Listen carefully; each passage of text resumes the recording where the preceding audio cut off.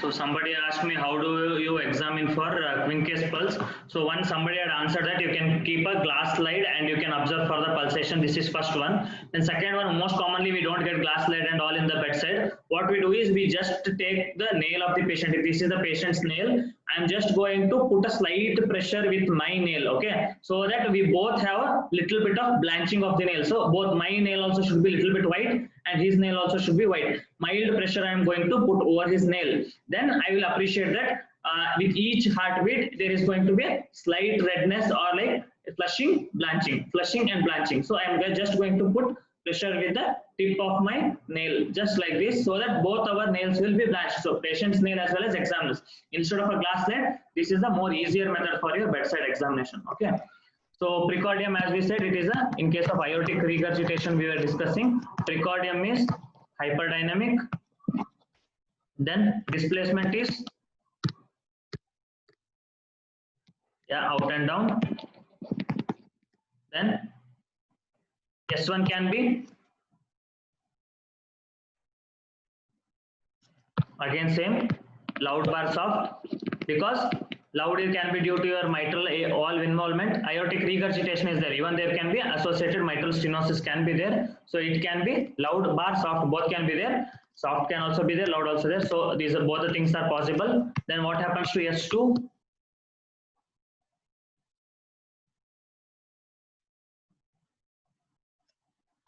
Can be normal, can be loud, depends. We cannot comment regarding what type of pathology we have, what is the severity, what are the associated valvular abnormalities. If there was associated MS, there can be loud or something. So it can be normal but loud, variable. S3 will be present most of the time, and coming to S4 is usually not there. S3, and it will be due to volume overload condition. So we can get S3. So these are the different findings we have. So as we discussed like previously with aortic stenosis, in case of aortic regurgitation, inspection what we have, so there can be hyperdynamic apical impulse can be there, then shifted and outward apical impulse can be there. Patient can be, again if he is LVF, like his inspection, the position of the patient you can check for whether he is supine, comfortable or not. Then in case of palpation, you have got collapsing pulse, water hammer pulse, all your peripheral signs of AR are present. Then you can also palpate for the thrills. Then you can palpate for your shift and out of apical impulse, type of apical impulse you can verify here. Then in the percussion, you can have cardiomegaly like signs can be like, it can be like deviated outward and downward. So dullness can be like more. So this much you can find it in the inspection, palpation and percussion only. You can aramse find these things. So then we'll go for auscultation as we saw here, S1, S2 and all. And regarding murmurs, actually we discussed about aortic regurgitation murmurs only like previously. So all those murmurs also you should be able to appreciate. So what is Austin Flint murmur? Okay, what is the mechanism actually? What happens? Why is Austin Flint murmur occurring and what is the cause for it? So it is a mid-diastolic murmur. It will mimic MS. So it is a mimicker of MS. So why these all complications occur is because RHD is a pathology and it can involve both mitral and rheumatic valvular disease. Like it can occur both. I'll explain this. I think no need to answer because so many people are not understanding, would have not understood it. So we'll not chat regarding this topic.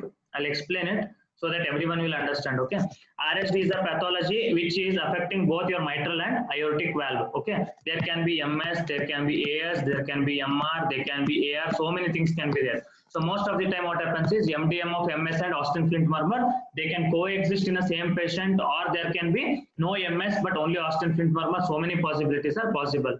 So we have to like differentiate in a patient what is if he has MS or he has Austin Flint murmur. So exact mechanism is this is your valvular leaflets and all. So this is your aorta which is there here. Okay.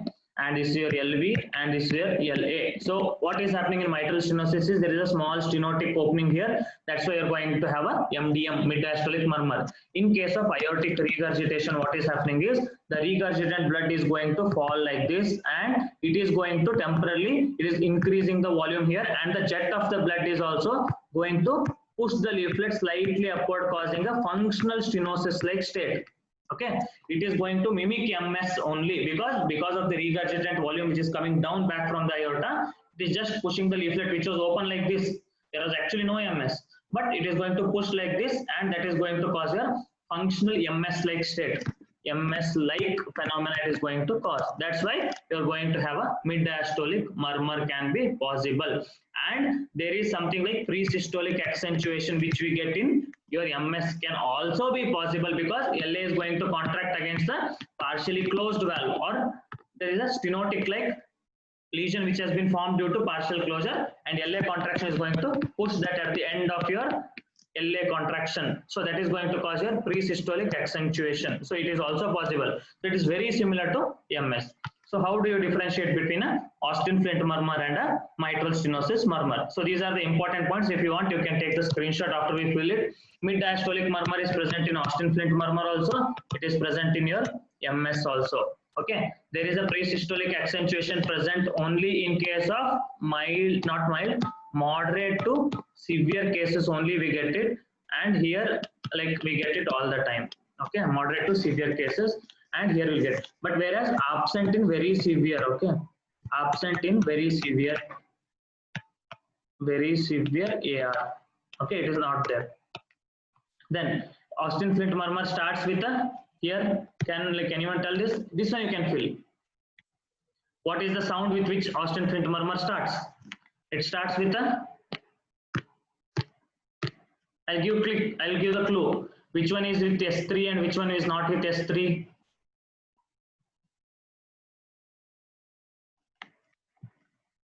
Yeah, S3 is present in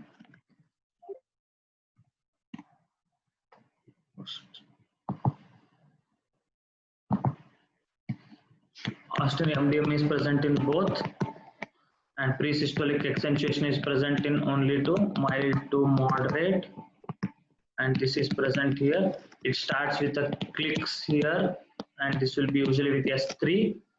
Then aortic regurgitation peripheral signs, as we said, it will be present here. And in MS, do you expect all the peripheral signs? No.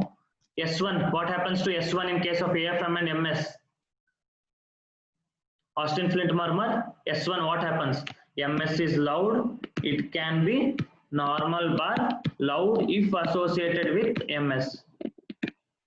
Associated with MS, it can be loud. Okay.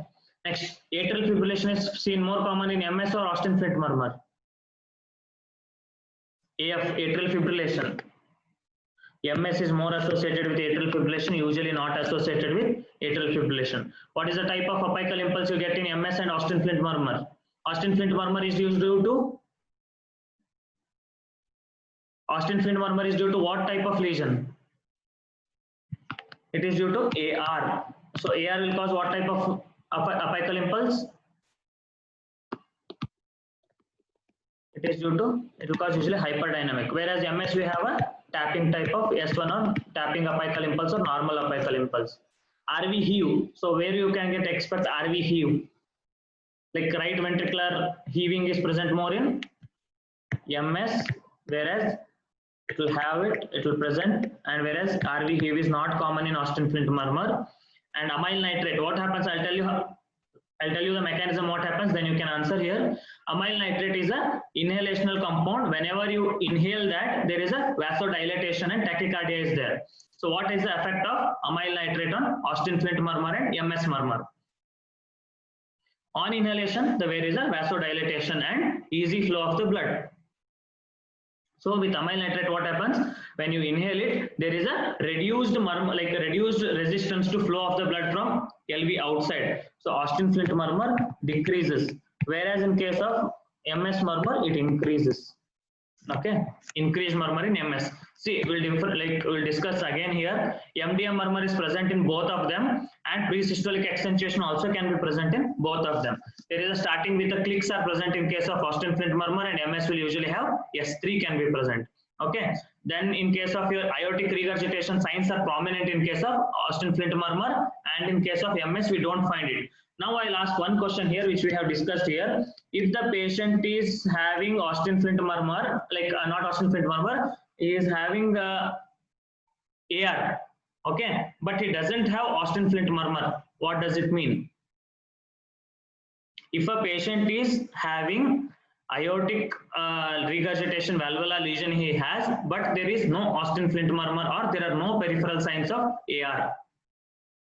Both are absent. Very mild AR accepted. Next. One more.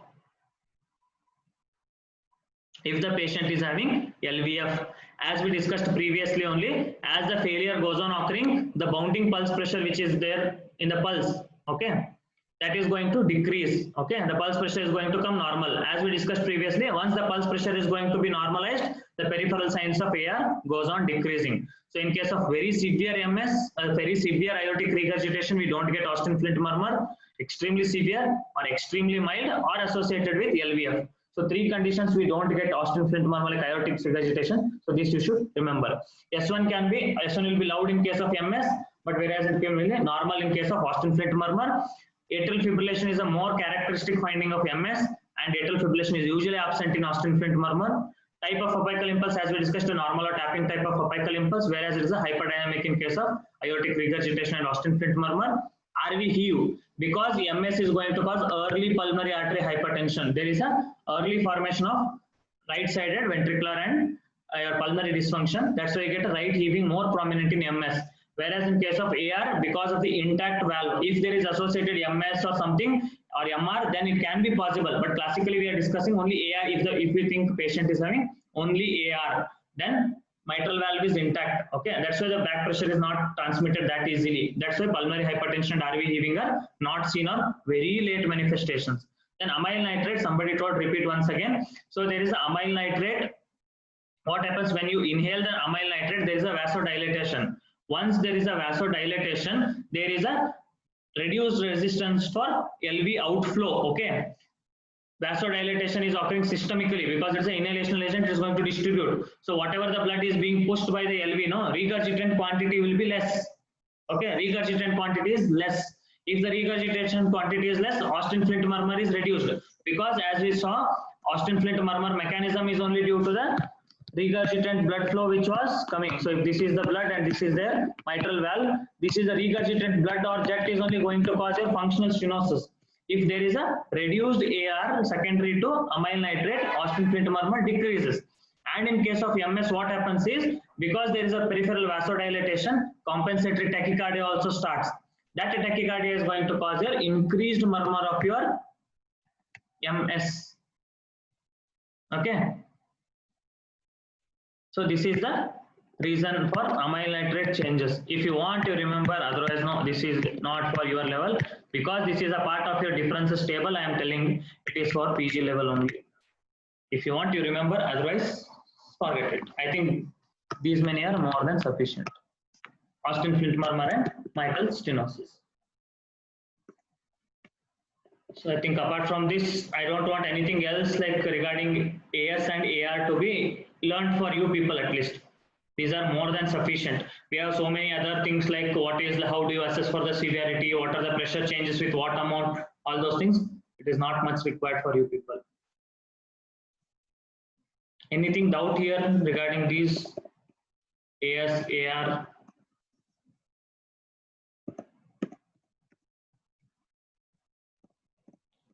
Nothing is there, then we will directly start with MS tomorrow. MS and MR. And we'll finish it. But today will not end here only. I'll show you some 2 case papers and then we'll stop it, okay?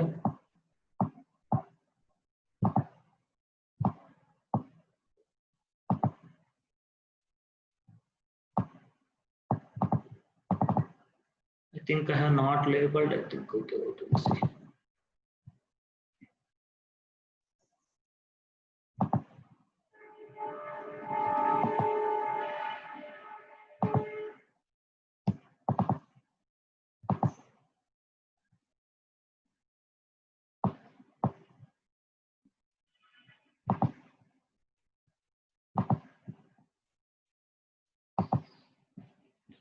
Okay, yes, that day we discussed even up to the level of, I think we discussed that day only in history taking, right? Not beyond that. So we'll go today with how do they write for your examination parts, okay? So here is the examination findings which they have written. Okay, we'll start with the general physical examination here. Okay, general physical examination. Here is a middle-aged man, moderately built and nourished. That day only I told, don't use this word moderately built and nourished. Instead, start using the term BMI.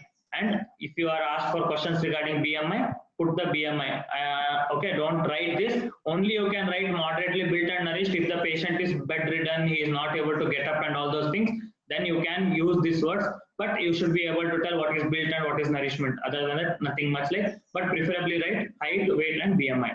On examination, okay, I think before this you should write head to toe examination. These people are not written. I think this was written by juniors. Okay, first year MD people had prepared this for our examination purpose. Okay, first you have to write head to toe examination. Okay, head to toe examination, you will write these all things like pallor, icterus, cyanosis, clubbing, lymphadenopathy, and edema. So individually we will be writing like pallor. Why? What are the causes of pallor in case of cardiovascular system? They'll ask you. Can anyone tell what are the causes for pallor? Cardiovascular system.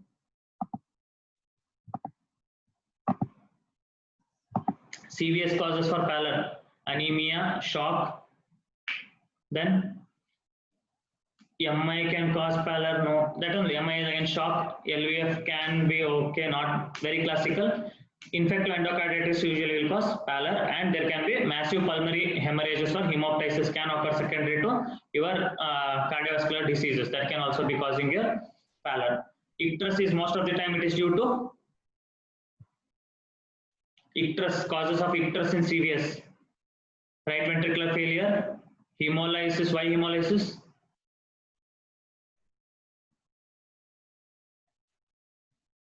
Why hemolysis is a part of cardiovascular system.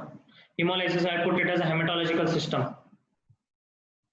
I will not put as a cardiovascular system deficit for icterus. Prosthetic valve, somebody told, that is the cause for hemolysis, not the shape defect. Okay, prosthetic valve will cause your metallic cardiac valves can be positive for your icterus, and infective endocarditis can be part of your icterus.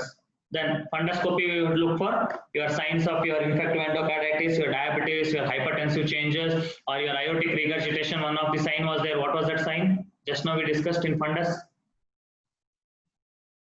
What sign we are seeing in fundus for AR? Becker sign. You are going to see clubbing. As we know, it is infective endocarditis, atrial myxomas, and congenital heart diseases. Cyanosis, that day we discussed. Lymphadenopathy and CVS.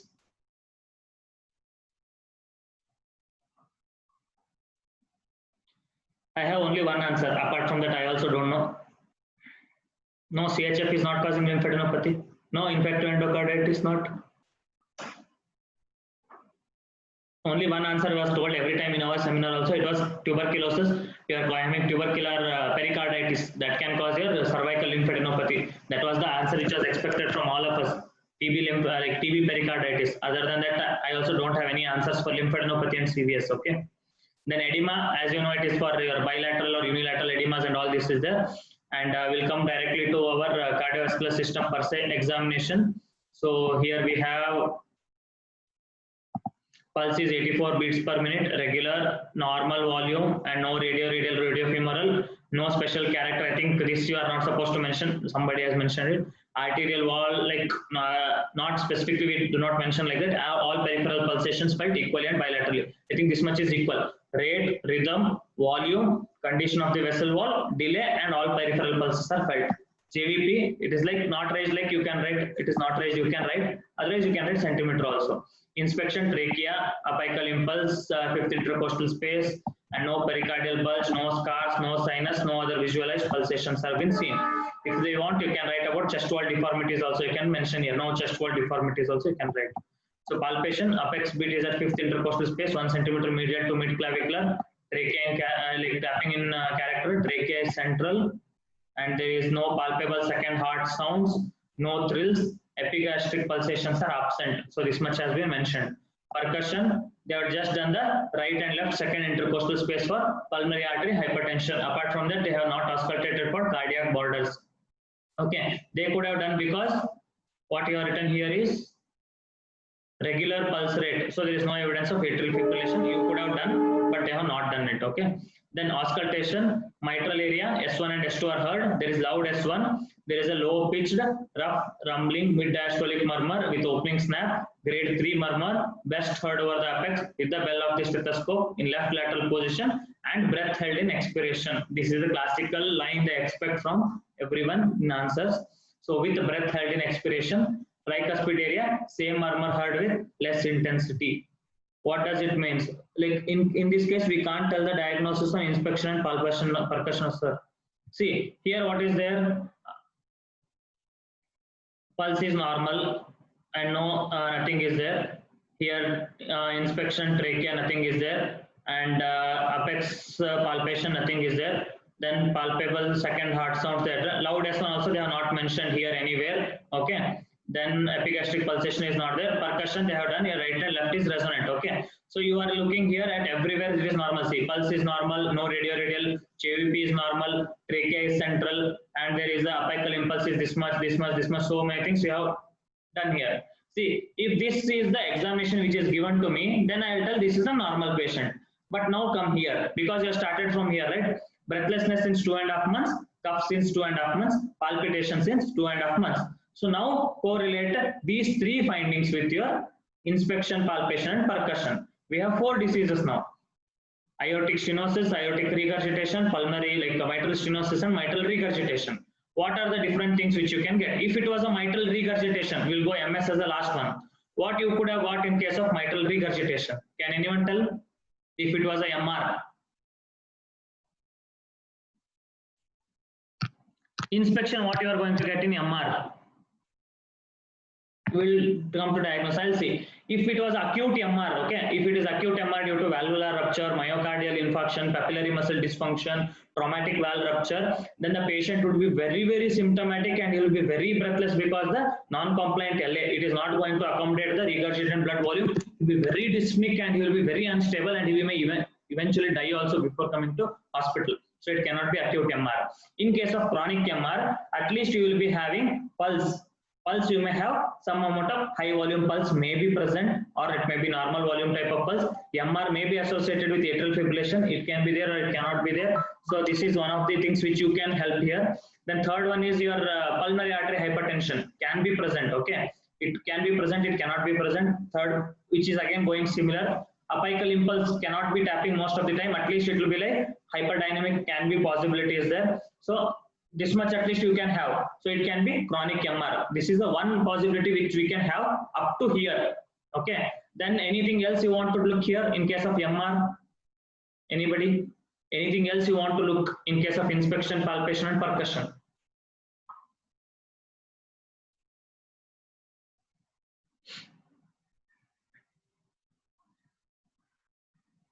Hyperdynamic apical impulse, as we discussed, it can be there. So your first differential diagnosis which you have ended up is chronic MR, okay, not acute MR. Then we go to acute AS and acute AR. Again, both like MS and MR, both are very symptomatic, immediately require surgical attention or your ICU care. They will not be stable, so they are not possible. We have two again, AS and AR. What happens with AS?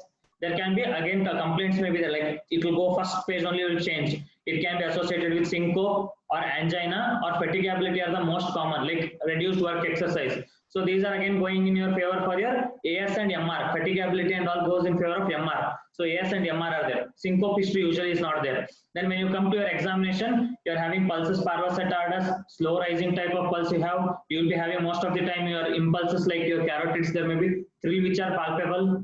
Okay. Then your apical impulse may be heaving in case of your AS. But if you are having AR, there can be your collapsing type of pulse or mini collapsing pulse we call sometimes. Sometimes minimal will be there, mini collapsing pulse, and you are having wide pulse pressure will be there. If there may be very mild AR, then there could be no peripheral signs. But if there is moderate to severe MR, very mild MR, usually they do not come to the hospital only. That will be totally asymptomatic, chronic mild MR. If it is moderate to severe MR, they usually come with symptoms. If you get a moderate to severe MR, you get all the peripheral signs of your AR. Maybe you are having collapsing pulse, Hill sign, Landauer sign, Durocher's murmur, Quincke's pulsation. So many things you can get in your inspection and all.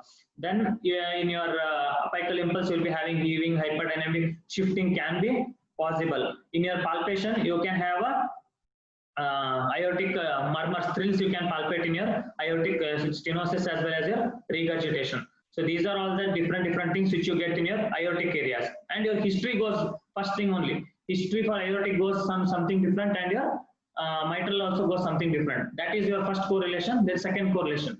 In this patient, if you come breathlessness, palpitation, and your one more thing, something was there, cough, breathlessness, and palpitation. So these all goes more in favor of mitral pathology than your aortic pathology. Then you have two differential diagnoses. You have got chronic MS and chronic MR. Okay. If both are mild, both may be normal. Okay. If there is some amount of increased pathologies, like you have your mild to moderate diseases, invariably you will be having your pulmonary artery hypertension, or you will be having a palpable murmur, palpable S3, so many things. So in this case, at least it is not like you're not having any signs here. Okay. So if you do not have any signs here, then there are two possibilities. Can anyone tell? It could be either very mild MS or it could be very severe MS. Very severe MS sometimes does not have any of the classical findings, like your MDM murmurs and all cannot be very classical. But history and your examination goes totally very different there if it is a very severe MS. Why?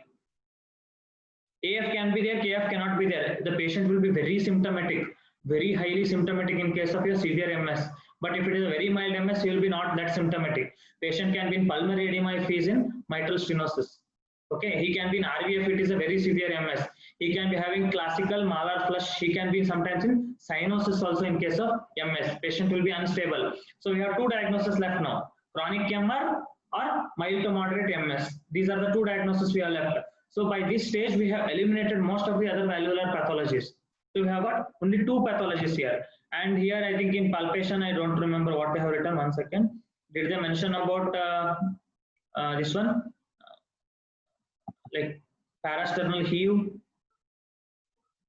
In palpation, they are not mentioned here. They should have mentioned here about the parasternal heaves. Okay, that will also help you in MS and MR differential. MS will be usually having early onset of like high amount of pulmonary hypertension than MR. So you can have prominent pulmonary artery, like heave can be prominent.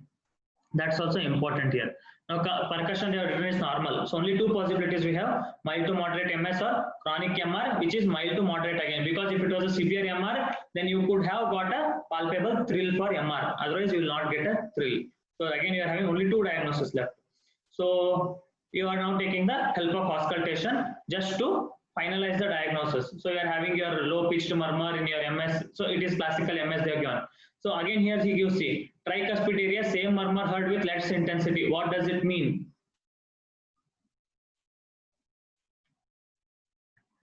Can any other MDM murmur be mistaken for MS? Don't tell answer as TS, please. Tricuspid stenosis is the rarest phenomena which is possible. So it is not possible. So TR, somebody told, yeah, TR can be possible. That is the why they are telling functional TR murmur. Yes, correct. So tricuspid area, same murmur is heard with less because of the pulmonary artery hypertension which is occurring. There is a right-sided pressure which is increasing, and right-sided dilatation and functional dilatation and ring dilatation which is occurring on the right side can cause a murmur, regurgitant murmur. That can also be part of your functional MDM murmur, can be there due to tricuspid regurgitation. And how do you differentiate this? As we have got something called Levine and inching method. So inch by inch you are going to move from one area to another area, from mitral area to tricuspid area, and whether the intensity is going to increase or decrease. By this you are going to find out whether it is a mitral area murmur or it is a tricuspid area murmur. Then second one, what you are going to do is dynamic auscultation. What is dynamic auscultation? Lifting up of the leg, that standing to supine position, you are trying to increase the venous return and you are going to look for the increased murmur on the right side. Then we discussed just 5 to 10 minutes back, like what is De Carvalho sign? With increased respiration, inspiratory increase in the right-sided murmur. So we are going to look for these all things, and we are going to look whether this tricuspid area murmurs are increasing or not. Okay, so we can actually differentiate whether it is a both. It can be like both mitral and tricuspid areas, or it is only tricuspid area which was radiating to mitral. So we can differentiate like this. Then pulmonary area he has written as S1 and S2 heard. There is nothing. In S2, A2 and P2 heard separately during inspiration. Okay. Then A2 intensity is equal to P2. Okay. What does this mean? That day we discussed A2, P2. 3 grades we had discussed. 1, 2, 3. Pulmonary artery hypertension. Yeah. When A2 is equal to P2, somebody typed here. It is grade 2 pulmonary artery hypertension. Loudness is there, but it is less than A2 is mild. Equal is more than like almost 2. and more, or it is banging type of sound, it is 3. So palpatory wise, he is not able to appreciate the dilatation or dullness in the second intercostal space. But auscultatory wise, he is rating here as A2 equal to P2. Aortic area S1, S2 is heard, but there are no murmurs. Okay, RS he has written everything, bilateral normal vesicular, no breath sounds, no chest deformities, nothing. Per abdomen soft, non-tender, no hepatomegaly, splenomegaly. Why you are writing hepatosplenomegaly important here is your tricuspid regurgitation or your what you tell right-sided pathologies, your cor pulmonale which has occurred, you are going to appreciate for hepatomegaly and splenomegaly. CNS, it is important in case of MSY. We came to know it is MS by the end of auscultation. Why CNS is important in case of MS? Atrial fibrillation can cause stroke. It can lead to hypoxia and pulmonary edema, and it can cause like your altered sensorium. Then third one is if you are using any anticoagulant, it can cause CNS bleeding or hemorrhage. Then fourth one is anybody else? Reduced cardiac output due to high ventricular rate, reduced diastolic filling, atrial fibrillation with fast ventricular rate. So there is a reduced diastolic time and there is a reduced cardiac output that can cause a syncope here. Somebody asked here, can we differentiate all these when we auscultate? See, if you are giving exams for UG, you will be kept a very classical case. Very classical case is that you will be able to appreciate a murmur. And tomorrow when I am discussing MS, I will be telling few points, okay? See, how do you miss the MS murmur or when do you miss the MS murmur? MS murmur is a very peculiar type of murmur, very soft murmur, and it is heard over a very small area at the apex. When all the things you are going to miss is when you are not putting the patient in left lateral position, improper position of your stethoscope, improper position of the bell of the stethoscope, or if you are just moving around even 1 to 2 centimeters, if you move away from the apex also, you are not going to identify that MDM murmur. You will just miss it. Okay. So many things are there. Tomorrow I'll tell you when we are discussing in detail about MS. There I will tell you where and when you have to auscultate for MS. So actually for your exams, you will be able to appreciate. If you are not able to appreciate, that only I told how a Trojan's batch guy made a mistake. Don't make it. Whatever you are going to appreciate on that day, you present it. If you feel it as MS until the end of your palpation and percussion, if you are feeling MS only, then you make it as MS. If you land up in a controversy like how we landed up just now, it is MR or MS or MR. Then you go back to your pulse, go back to your history, then go back to your clinical findings, or you go back to your past history, anything else is there. Does it goes more in favor of MS or does it goes more in favor of AMR? If it was MS, then you would have had a CVNS effect like embolism, stroke phenomenon, anything is there. Hoarseness of voice, partner syndrome. Go here and there, try. If you don't get anything, then you do auscultation once again and try to reduce the heart rate with your carotid stimulus, okay? Carotid massage, Levine's method. So try to reduce the heart rate. Try to auscultate whether it is a systolic or diastolic sound. Still, if you are not able to understand, whatever comes to your mind, you present it like that way and you will pass. Don't try to listen to somebody else and then write whatever they tell, because you will not be able to substantiate anybody else's finding. It is your finding you have to substantiate at the end of the day.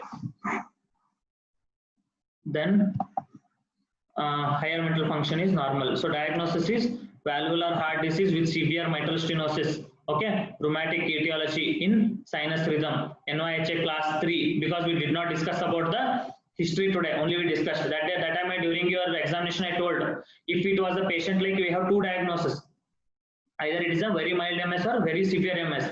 If the patient is very severe MS, he will be having breathlessness, orthopnea, even cyanosis, pulmonary edema. So he has written here NYHA class 3, okay, with sinus rhythm, with no signs of infective endocarditis and not in failure. So as per the examination, 3 differentials we had. It is mild to moderate MR or mild MS or very severe MS. 3 possibilities were there. Because we did not discuss the history here regarding NYHA class and all. So it was a severe MS to very severe MS, and that was causing his valvular heart disease. Then one more case we have. We'll discuss this and we'll end up here. Okay.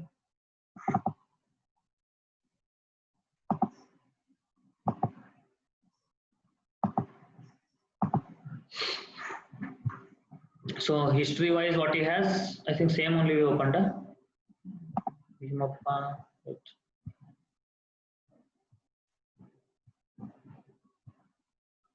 I think we opened the same 11th.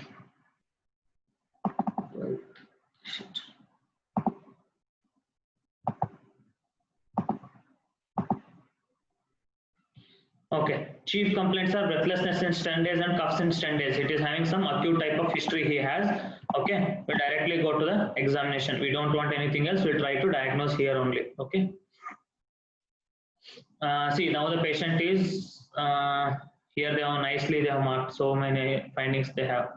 32-year-old, moderately built and nourished. Again, they have written conscious, oriented, and cooperative. So it is their head-to-toe examination. They have written here correctly. First, it should be the tall stature, pectus carinatum, kyphosis, high arched palate, scar mark present over the right lateral aspect of right foot. Okay. Then what does it implies? Can anybody tell?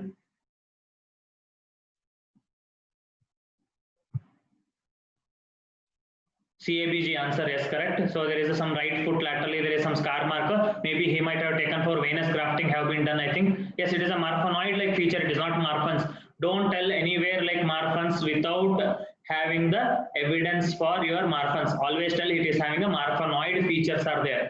Only when you satisfy the criteria for Giant's criteria or Giant's criteria, you are going to tell it is a Marfan syndrome. Okay. The height is 180, arm span is 190, upper segment, lower segment, they have examined everything. You see here, weight, then upper segment ratio, lower segment ratio, arm to height span, BMI they have calculated. So this is how you are supposed to write in your exams, okay? Now all the things you are supposed to write here, not just moderately built. On examination, he is having tachycardia with normal volume, no radial delay, no special character, arterial wall is normal. And BP, see, left upper limb 90/70, left foot I think is, I don't know what is this. Right upper limb, left upper limb, right lower limb, left lower limb. Okay, they have measured. There is no significant difference as such. Okay, from 90 to 100, only 10 it is different. It's okay, fine. We do not have. Respiratory rate is 32 cycles per minute. He is tachypneic. Temperature is 37. Saturation is 90% at room air. So what all the things which you are having possibilities in case of this patient is having Marfanoid features are there. So it is most probably your first things which comes is AS, AR. So these are the things which will come to you. AR is more than AS. So aortic regurgitations are the most common like abnormalities which you can get in Marfanoid features, but it can everything like anything else can also be present. Patient is having saturation of 90%. Okay, acute symptoms he has in 10 days. What was his symptoms? Cough with 10 days and breathlessness in 10 days. Okay, better like we have only 2 minutes left. Otherwise, I have to start one more session. We'll finish it afterwards. Okay, and then no pallor, icterus, clubbing is absent, cyanosis is absent, lymphadenopathy absent, bilateral pedal edema present. So he is in failure actually. The patient is in failure. There are no signs of infective endocarditis, no signs of rheumatic fever. Where are the vitals? We finished, right? Okay, I think this person should have written these also before only. Pallor, icterus, clubbing, cyanosis should have come up before the vitals.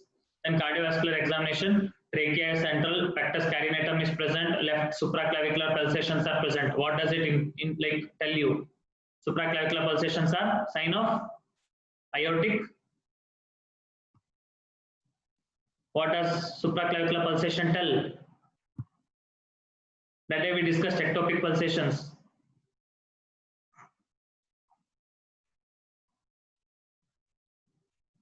Here, suprasternal and supraclavicular pulsations causes.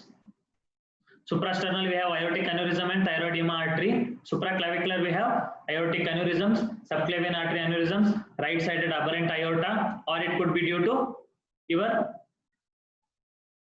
aneurysms of your subclavian arteries also. So we can have aneurysms also in this patient. Apex is visible at the 6th intercostal space lateral to mid-clavicular line. What does it tell? Patient has shifted and outwards and it is 6th intercostal space, downwards and outwards. I think time is ending. I'll give you one more link and we'll finish this and then we'll close for tomorrow. Okay, and then we'll start tomorrow.